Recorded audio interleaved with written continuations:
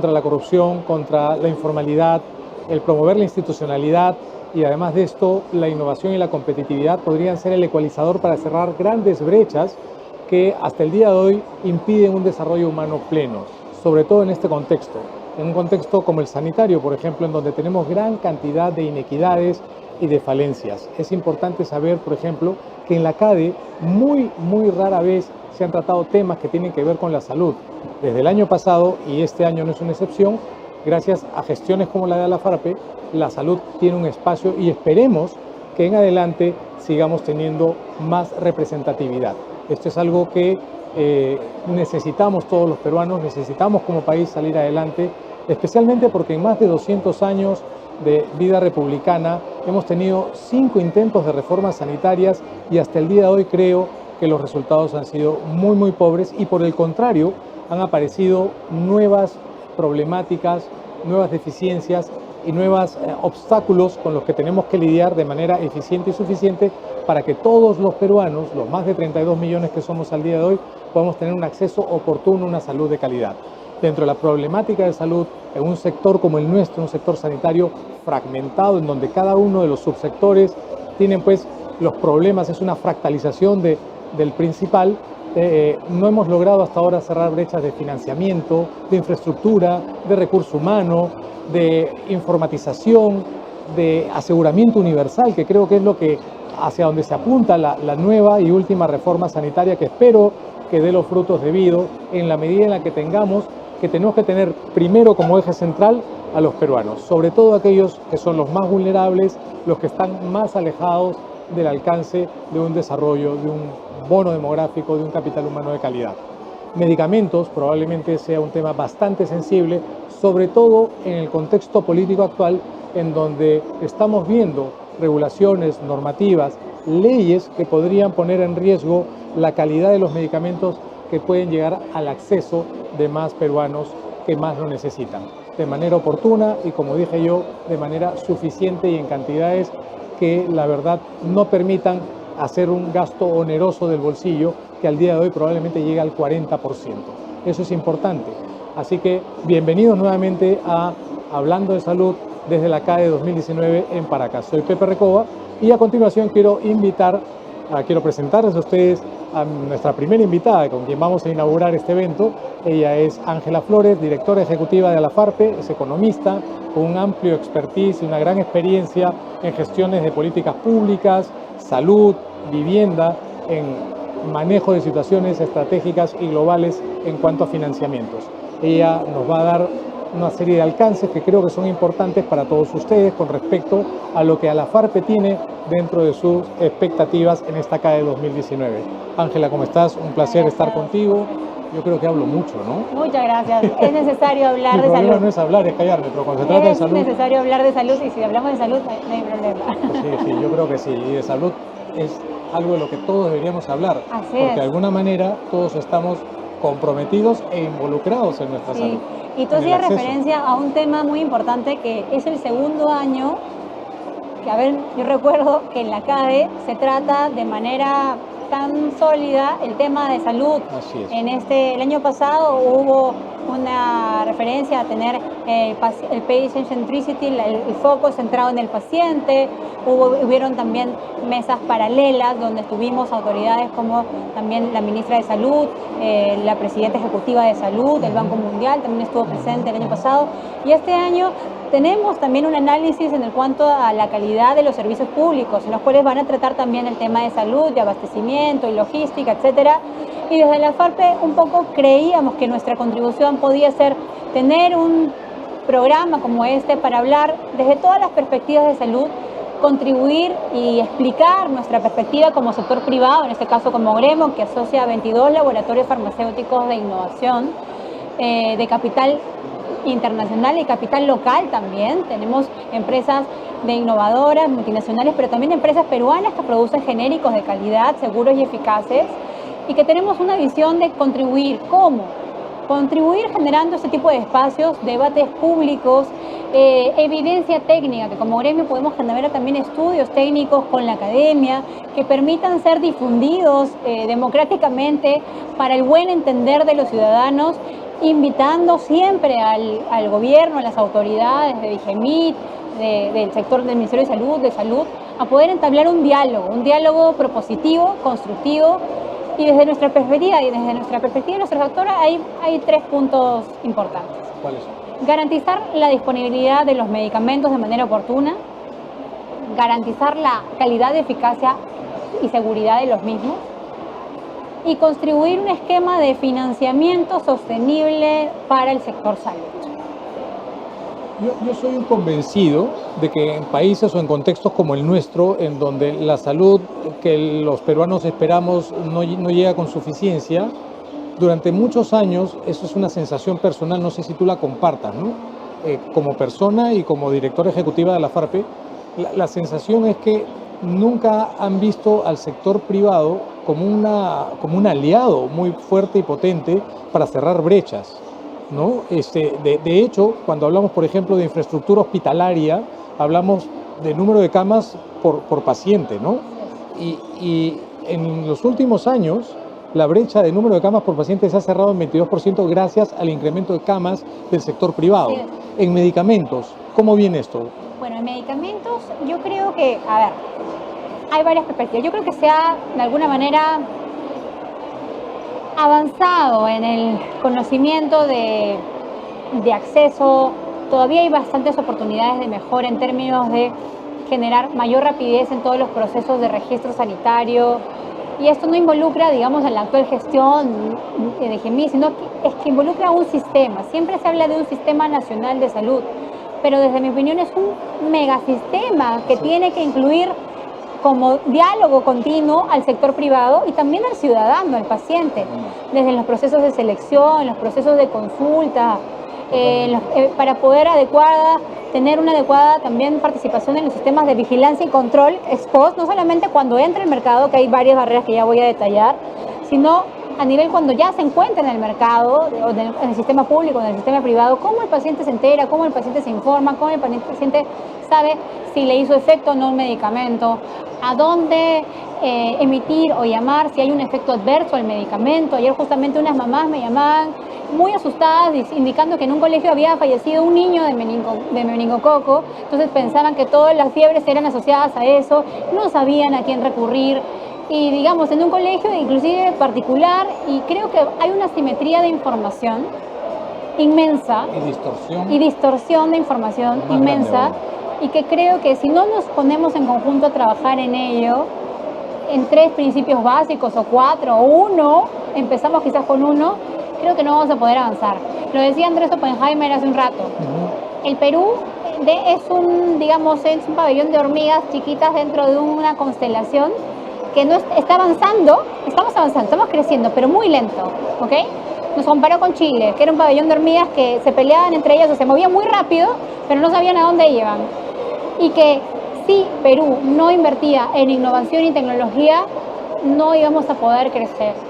Y ahí voy con este tema, el tema de acceso a innovación. El Perú podría, de alguna manera, siendo un país de ingresos medios, siendo un país que todavía tiene una perspectiva de crecimiento y con recursos, brindar modelos, y para eso la industria está dispuesta a colaborar, modelos innovadores de compra, de adquisición, que ya en otros países se vienen visibilizando para patologías, sobre todo las más de alto costo, las más catastróficas, las que no están diseñadas para que el paciente lo gaste de bolsillo.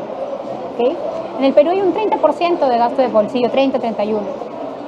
Pero si diferenciamos la categoría de los medicamentos, existen los medicamentos recurrentes, las anfetaminas, etcétera, y los medicamentos que son tratamientos mucho más largos, mucho más complejos, mucho más costosos de cierta manera.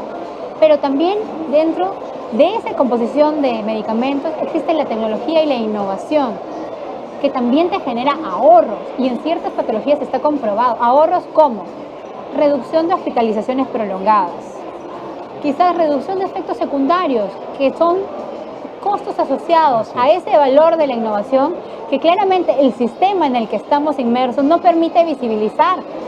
El funcionario público tiene que regirse una norma y no le permite visibilizar esos costos asociados, que quizás sabe que el paciente está rindiendo bien, pero sabe que el costo asociado no está, o el beneficio asociado a ese tratamiento no está asociado al valor total.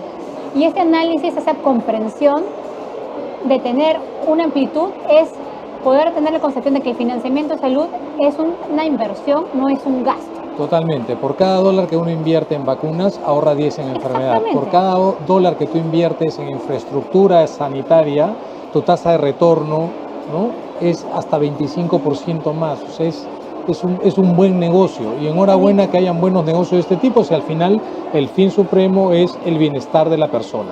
El fin supremo siempre va a ser el bienestar de la persona. Yo creo que las compañías obviamente van a tener que apostar por el país generando empleo, pagando sus impuestos, sobre todo asumiendo la responsabilidad de su registro sanitario a nivel local. Y ahí sí también reevaluar, ¿no?, que todas las disposiciones que se emitan, sobre todo a través de las compras internacionales, que entiendo es un mecanismo de negociación adicional que el Estado tiene todo el derecho de hacerlo, siempre se contemple este seguimiento de la farmacovigilancia, de la calidad, seguridad y eficacia, desde donde proviene el medicamento, pueda garantizar que una vez comprado y impuesto acá, pueda garantizar la seguridad y la eficacia terapéutica de cada uno de los pacientes que lo están utilizando. Yo quiero hacerte una pregunta, y como todas las respuestas que das siempre son transparentes, claras y muy honestas, quiero hacerte esta pregunta. ¿Qué tan difícil es para el sector farmacéutico domiciliado acá en nuestro país trabajar? ¿Cuáles son los principales obstáculos que ustedes sienten, encuentran, permean en su día a día? El primer proceso en el cual se tiene que pasar para poder acceder y el paciente está esperando, el primer, digamos, cuello de botella, pero es un procedimiento legítimo, es el registro sanitario. Yo creo que el registro sanitario podría ser mucho más rápido en nuestro país. Hay laboratorios o moléculas que ya tienen registros sanitarios del FDA, de EMA, garantías adicionales que no avanzan a la misma velocidad que deberían, mientras otras, digamos, que son comparadas con un genérico o con otra, digamos, otra molécula de otro país que no sea necesariamente de alta vigilancia, puede pasar quizás más rápido. Y esta velocidad no se ve acreditada, entonces ahí hay una demora en promedio. El Perú se demora, tenemos picos de 36 meses en algunas moléculas, pero un promedio de 2 años para poder acceder a esta primera fase, que es un registro sanitario. Luego viene la segunda fase, de ver si se incorpora o no se incorpora esta nueva tecnología a un petitorio de medicamentos en el sistema fragmentado del sector salud. Hay el petitorio de salud, el petitorio del Ministerio de Salud, el petitorio de la Sanidad, Fuerzas Armadas, privados. Y ese procedimiento involucra otro tipo de subcanales, composición de personas, obviamente funcionarios, expertos, para que puedan acreditar bajo una metodología de evaluación de tecnología sanitaria, que no solamente podría pretender tener un solo criterio, hay múltiples criterios. Y ahí hay una fase importante en la cual yo creo el sector privado puede impulsar una democratización del conocimiento de cómo se debe hacer una evaluación de tecnología sanitaria también, cómo se hace a nivel global, estudiar. Yo creo que hay un gran avance acá en las áreas que se encargan de hacer evaluaciones de tecnología sanitaria, en JETSI, en DGMIT. Sin embargo, siempre es bueno poder incorporar mejores metodologías quizás, o mayores metodologías que permitan brindar un acceso más oportuno a los pacientes, que al final, digamos, esta metodología va a servir para verificar si la nueva tecnología va a impactar en la misma proporción que el costo de su adquisición. Y esos costos asociados en los que te mencionaba, quizás no están visibilizados de manera concreta en esa metodología de acceso, y esto puede demorar, desde 5 años a nunca. Así es. Entonces, porque hay una serie de, digamos, de procedimientos adicionales, yo creo que hay una posibilidad de mejora siempre, un dinamismo por avanzar en este rubro, y creo que ese punto en particular puede involucrar una participación activa de la academia, activa de actualización de las guías de práctica clínica con visión internacional, que les permitan a nuestros médicos, digamos, a los médicos, tener las mejores armas para poder tratar de la mejor manera a un paciente, sobre todo a un paciente con una enfermedad huérfana, a un paciente oncológico, a un paciente con una enfermedad crónica. Y desde esta perspectiva se pueden complementar con modelos innovadores de adquisición que mejoren las condiciones económicas de adquisición a favor del Estado. Cada vez que sale un medicamento nuevo al mercado, un innovador, ¿no es cierto?, para una enfermedad, lo que la gente tiene que entender es que este medicamento ha demostrado ser mejor que el mejor que ya existía, ¿no es cierto? Así es. O igual, pero no peor, Así es. ¿correcto? Eso significa en todo caso que al final el medicamento va a tener un mejor efecto terapéutico con una recuperación más pronta, como tú dijiste, con costos indirectos muchísimo menores, o menos tiempo de hospitalización. Probablemente la persona podría regresar a trabajar, a producir o tener una vida de relación plena, hasta lograr su curación, que es lo que se debería aspirar. Sin embargo, cuando hablamos de innovación, hablamos de un proceso largo de investigación, de desarrollo y de ensayos. Y en nuestro país, los ensayos clínicos se han visto bastante golpeados. Sí, por normativas basadas en precautoriedades totalmente absurdas que no responden ninguna lógica más que algún interés perverso. Es mi lectura personal. Yo creo que investigación clínica incluso hacia el paciente, es una forma de acceder también a una terapia. A una oportunidad de tratamiento, A una oportunidad claro, de tratamiento. De costo cero. Y la reducción de la misma investigación clínica implica reducción de posibilidades de tratamiento para los pacientes. Así es. Creo que Perú tiene un gran potencial de poder continuar aplicando el reglamento que ya salió el año pasado. Hay que saludar eso porque creo que las autoridades del INS y del MISA pueden, digamos, catapultar este anuncio con una adecuada implementación. Pero sí necesitamos integrar mayor investigación clínica.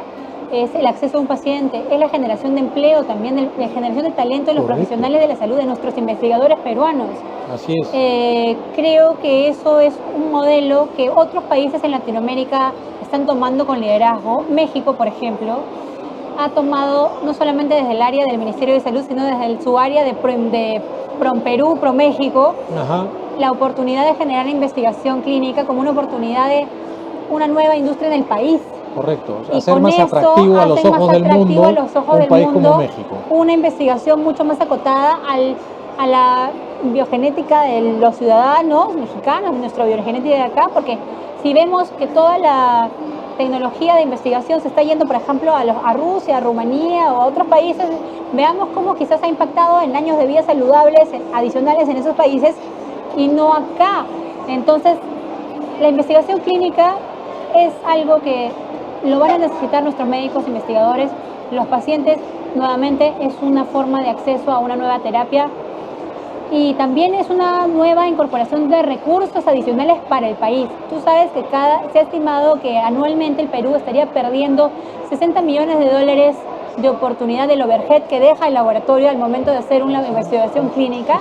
Eso podría llegar directamente como una fuente de recursos adicionales y es una oportunidad natural de generación de talento y oportunidad de inversión como país. Transferencia de tecnologías, ¿te dice algo? Hay muchos países ya en Latinoamérica que hacen transferencia de tecnología, en Argentina, en Brasil. La producción de vacuna conjugada en neumococo trivalente por un laboratorio argentino bajo la supervisión de Pfizer. Así es. Y también en Brasil hay modelos, eso funciona. Y el ahorro para los argentinos es superlativo. Y las condiciones que han tenido esos países, y tú has mencionado Argentina, a pesar de todas sus crisis, Argentina es un país que tiene mucho el componente de innovación, mucho valor, mucha valoración política incluso al componente de innovación del sector académico. Y nuevamente, yo creo que el acceso a genéricos obviamente es una forma de hacer política pública para poder alcanzar los sistemas de equidad, pero tiene que estar equilibrada con un nivel de acceso a innovación prudente a nuestro sistema, con más financiamiento para el sector salud, pero necesario.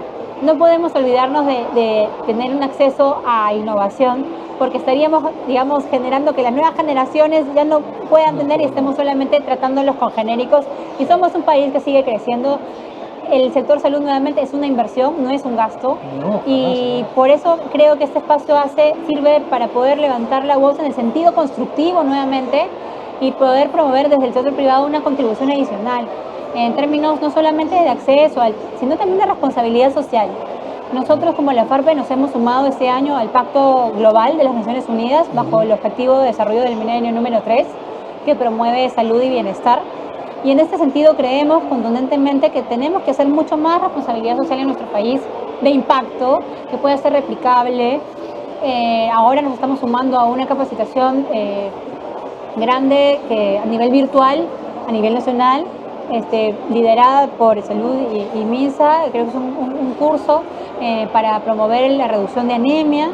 Por otro lado, tenemos en la Fundación Hipólito Unanue más de 62 años promoviendo la investigación científica en nuestro país, promoviendo becas a potenciales médicos que van a hacer carrera y por condiciones económicas no favorables no pueden culminarla. Se les otorga becas, más de 1000 becarios, y esto es a nivel histórico, y creo que con eso podemos hacer mucho más, y creo que invito a cualquier feedback adicional que nos puedan dar al gremio para poder quizás construir en conjunto con los teleoyentes en redes sociales, poder tener algo mucho más constructivo, mucho más organizado, que nos permita avanzar y tener un footprint en nuestro país mucho más contundente. Yo creo que no solamente se justifica que la FARP esté en la CADE este año, sino que además es necesario que otros actores dentro de lo que es el panorama sanitario nacional se vayan incorporando también a eventos como este y que la CADE empiece a tomar como tema central la salud que los peruanos necesitamos.